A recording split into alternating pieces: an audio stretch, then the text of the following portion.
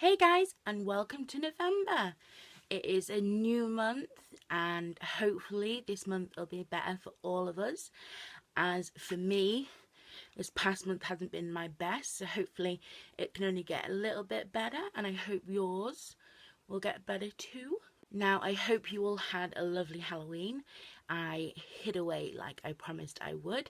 I remember telling you guys I am not a fan of Halloween, and even though I did partake in making a spooky gingerbread house and carving pumpkins, that's about as far as I go on the Halloween tradition. I then sort of hide away and wait for it to be over. But I hope you guys enjoyed it. I went to a therapy session on Wednesday. We were talking about self-harm and how sometimes it can be really easy to fall back into the old habits, and sometimes the tricks that often work the first time might not work the second time around. So she wanted to sort of give me some ideas and create an escape for where I could go to escape those feelings. Now, I'm sure a lot of you will know about mindfulness, and I've done it as in listening to music, but I've never really done it as sat back, deep breath, like sort of that deep into mindfulness. So I did it with her. She put all the lights down except from like one little twinkly fairy light. We lit a candle and we just sort of concentrated on our breathing. We listened to the rain because it was chucking it down with rain, and it helped. It did just relax me, and you just sort of focus on what you can hear around you. You let go of all your worries. You let go of what's making you anxious, your depressing thoughts, and you just focus on what you can hear around you and what you can smell around you. And it's quite easy to actually get into. I thought that it'd be really, really hard and it wouldn't be for me, but it did surprisingly work. But you know, mindfulness isn't for everybody, and it's not going to be like my main escape. And that's what I wanted to talk to you guys about, because I think I talked about it when I first started the support group, was escapes. How important it is to have an escape from your everyday nightmare of the world you're living in. And it can be a book that you can just read and get immersed in and forget everything around you and live in that book. It can be films, it can be TV shows, it can be music where you just put your headphones on and you're lost into a world of music. It can be writing, it can be making music, it can be playing video games, it can be whatever. Just an escape route where you can feel where you'll have these overwhelming feelings and you just need to run away and escape from them before they get too overwhelming. And a lot of you know that mine used to be Glee, hence the Glee posters in the background. But I also I'm obsessed with TV shows. I love getting lost in the storylines. I love it. I will, if I find a new TV show that is on like season 5, I will then watch stop from where I got into it and then go back to season 1 and watch all. I love it. I love getting lost in people's lives in the TV shows, and I love it. And I can get pretty obsessed. Like, my mum has the Criminal Minds box set, and I watched all 11 seasons in 4 days. That is a lot to watch. But to be fair, in those 4 days, those were also the ones where I was having the most, like, I needed the escape. So that provided it, and after I'd done it, I felt relieved because I'd accomplished something, but I'd also got those feelings had disappeared. It doesn't have to be a TV show. It can be anything that you can just lose yourself in. I have playlists that I listen to for certain moods where I just put both headphones in, turn up the volume, and either go for a walk and lose myself, which can be dangerous because I have gotten lost a few times, or I'll just shut myself up in my room and just get lost in the lyrics, and it just takes away the emotion. Or I pick songs that speak to me and speak to what I'm feeling at that precise moment. And I think it's important to everybody to have an escape route from life, because life can be crap.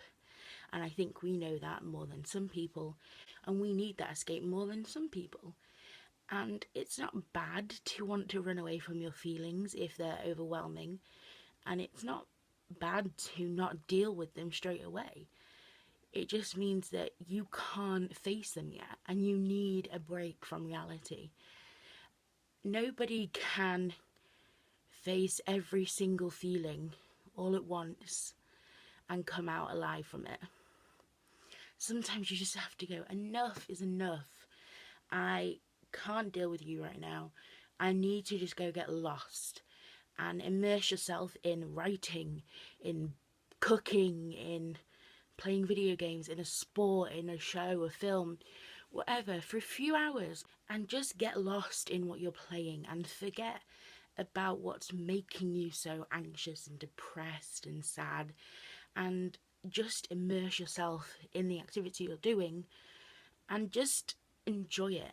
And maybe you need more than a few hours to get lost. Like I said, mine took a few days, and that is okay, because I would rather have an escape route like losing myself in a TV world of box sets than going to self-harm.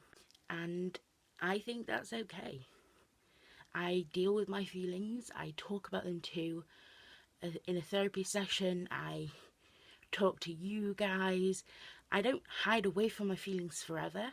It's just sometimes I can't physically deal with them. And I don't think that's a problem, as long as the escape route that I'm doing isn't something like dangerous to myself, like self-harm, or, I know, drink driving and, something dangerous.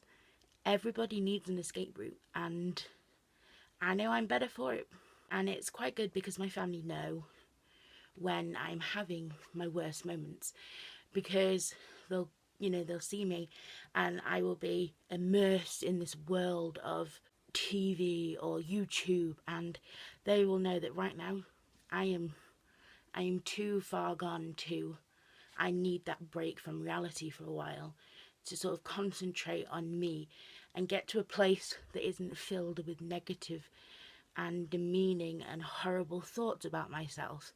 I need a world where there is some good and it's not my life I'm watching. And I think that's okay. And try mindfulness, because I thought honestly that it wouldn't be for me. I don't see myself like meditation going it's just not for me. But it's not like that at all.